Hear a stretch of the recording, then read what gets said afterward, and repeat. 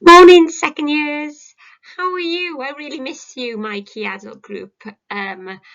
It's strange, isn't it, in lockdown, the things that you miss. I mean, let's be honest, in a key adult session, we've got loads to think about in the sense of you've got all your lessons and all your homework, and it's nice saying hi to folk. That in some ways you don't really think about the general chat as being that important. But my goodness, when it's gone, I really, really miss it. And I have really, really missed you guys. So this is just a wee kind of spraff, a wee kind of chat with you guys. And just to see how you are really. So what I've done, as you can see, I have set it up in assignments, which it's not it's not an assignment really, is it? But it's a way for you to quickly respond to me privately. You can write something and I'll get back to you quickly that way. Okay, so I'd love to hear from you if you fancy having a wee chat, but if you just want to listen to the video and go on about your daily business, that's okay too. So one thing I've been looking at, and I've always thought about is I couldn't really understand why, in the military, they've got such a big deal about making your bed.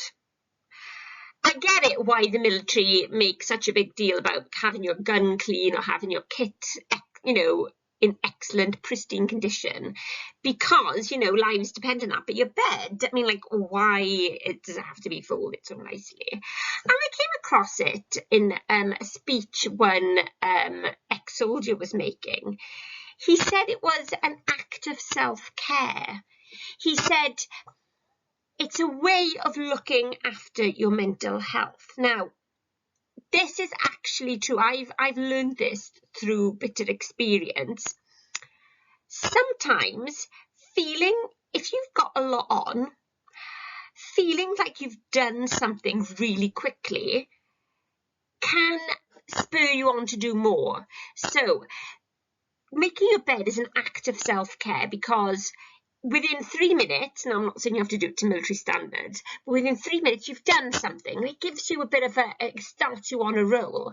And no matter how long your day is or whatever happens in your day, instead of going back to a crumpled mess, you go back to a nice clean bed, and it's sort of a safety net for if your day was rubbish, you've got that at the end of it as a kind of a space that is organised and comfortable for you to either think about things or get over your day. So it's an act of self-care, and I'd never really thought of it that way. I just thought about my mum moaning, and I never really took notice, but now I kind of see the logic in it.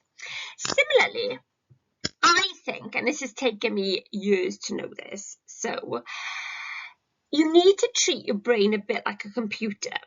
So what happens with me is if I have got loads and loads of work to do, and I have been working on it because I'm trying to catch up and things. I know when I have worked too much, when I start to get upset, I start to feel like, oh, there's no point in doing this because, and I begin to get that panicky feeling, oh, this, how am I going to do it?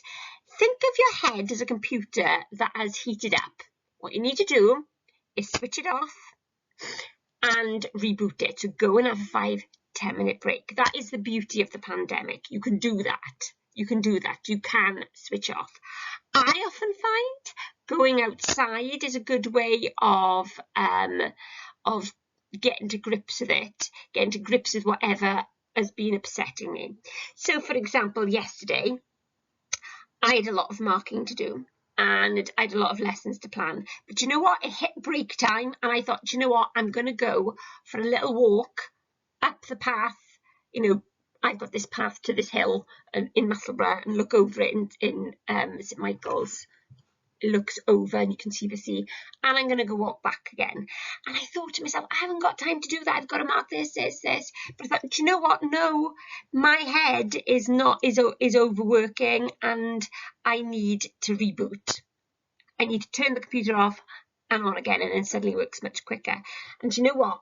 My afternoon, the rest of the late morning, afternoon was much better for that 10-15 minute walk. So please do that. Please please take care of yourself. Another, and this is the last hack for today, if I'm behind and I've got a lot of work to do and I'm feeling overwhelmed, and I haven't started, so I can't have a break, I make a list. And I don't make a list because I've forgotten what I need to do. I make a list to make myself feel better. And you know what the first thing I put on the list is?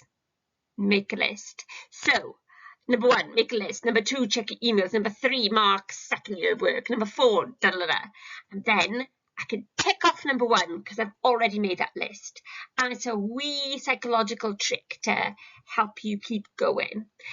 So, folks, I know we'll all be looking at this. Well, you'll probably be reading this, listening to this tomorrow.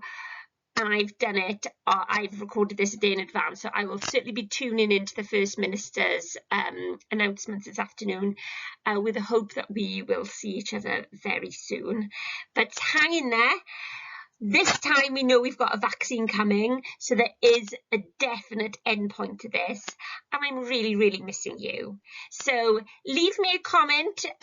If you attach it to the assignment, it will be private. And I'd love to get back to you. Have a lovely rest of the week, folks. Remember, we're in this together. I am thinking about how you're feeling, and I hope that you're faring well. Bye. Bye, darlings.